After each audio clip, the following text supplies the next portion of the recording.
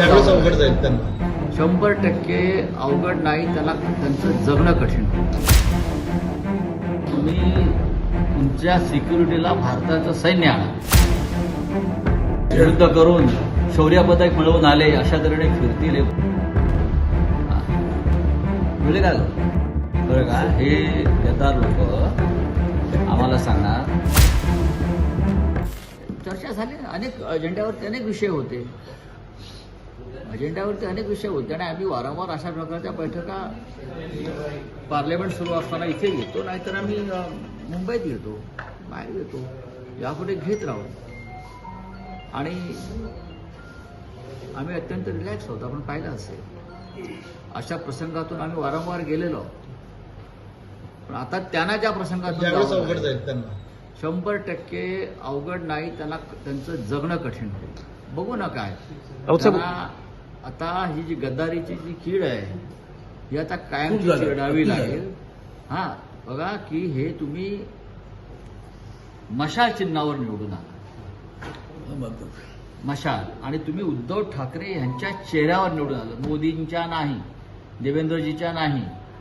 हा तुम्ही या वेळेला पूर्णपणे मशाल चिन्हावर शिवसेना उद्धव बाळासाहेब ठाकरे या पक्षाच्या उमेदवारीवरती निवडून आलेला असताना तुम्ही जर अशा प्रकारे बेईमानी करत असाल तर तुम्ही तुमच्या आईच्या दुधाचा लिलाव केला.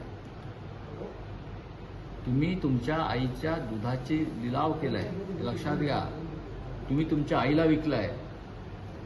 आणि मी तुम्हाला सांगतो ना, बघून घेऊ, हे सोपं नाही. तुम्ही सोपं नाही, ह्या वेळेला सोपं नाही. तुम्ही तुमच्या सिक्युरिटीला भारताचं सैन्य आणा, आम्ही मरायला तयार. आत्ताच अनेक ठिकाणी सिक्युरिटी वाढवली गेली, आंदोलन होत आहेत, विरोध काय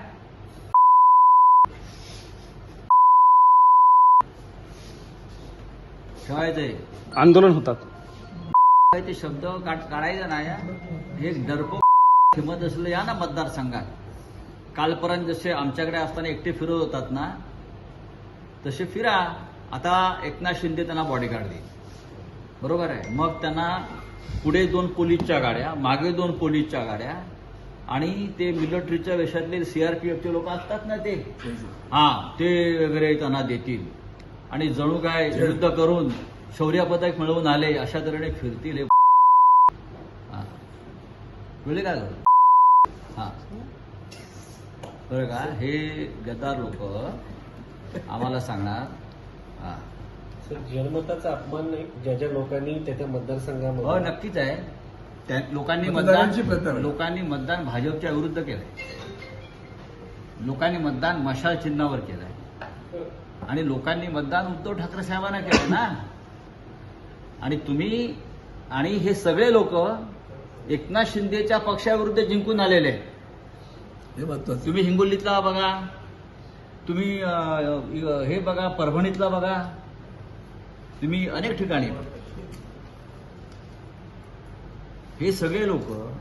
तुम्ही शिर्डीचा खासदार बघा बरं, शिर्डीच्या खासदाराने 2दा गद्दारी केली, तरी आम्ही त्याला कन्सिडर केलं उद्धवजींनी.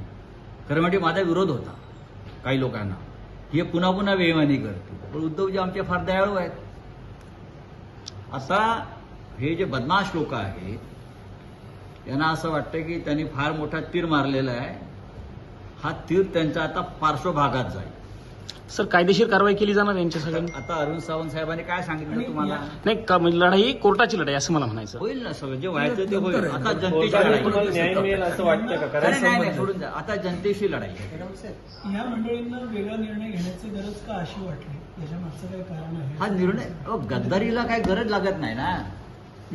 ज्याच्या रक्तामध्ये गद्दारी आहे, ज्याने 14 तारखेनंतर त्या आपली परवा रात्री ज्यांनी 15 कोटी रुपये स्वीकारले आणि विमानात बसले, तोपर्यंत विमानात बसायला तयार नव्हते. 3 ठिकाणी चार्टर विमान आली, पैसे पोचले, पैसे पोचल्याचा निरोप आले त्यांच्या माणसाकडून 15 कोटी रुपये. तेव्हा हे विमानात बसले चार्टर सगळे स्पेशल एकदम. यांची रिक्षात फिरायची लायकी नव्हती. यांना शिवसेनेनं काय दिलं? हे रिक्षात ना हे सायकलवर फिरू शकत नव्हते. यांना शिवसेनेनं इतकं मोठं केलं, दिल्ली दाखवली, पार्लमेंट दाखवलं, प्रतिष्ठा दिली, हा सगळं काही दिलं. खोट्या शब्दा घेता तुम्ही. तुम्हाला काय बोलायचं मग आम्ही? हा हे तुम्ही काय हरिश्चंद्राच्या अवतारात? तुम्ही हरामखोरच आहात. तुम्ही सगळे हरामखोर आहात. तुम्ही हरिश्चंद्राचे अवतार नाही, एवढंच सांगतो. त्याच्यामुळे मी काय बोलतोय ही शिवी नसून हा महाराष्ट्रातल्या जनतेचा संताप आहे. लक्षात घ्या, माझ्या भावना लक्षात घ्या. या महाराष्ट्राच्या जनतेच्या संतप्त भावना आहेत मी जे बोलतोय ते.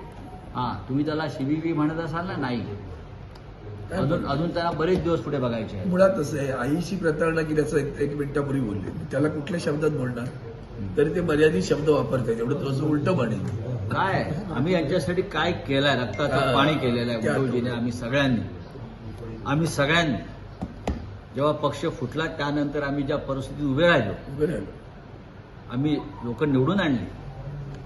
आणि हे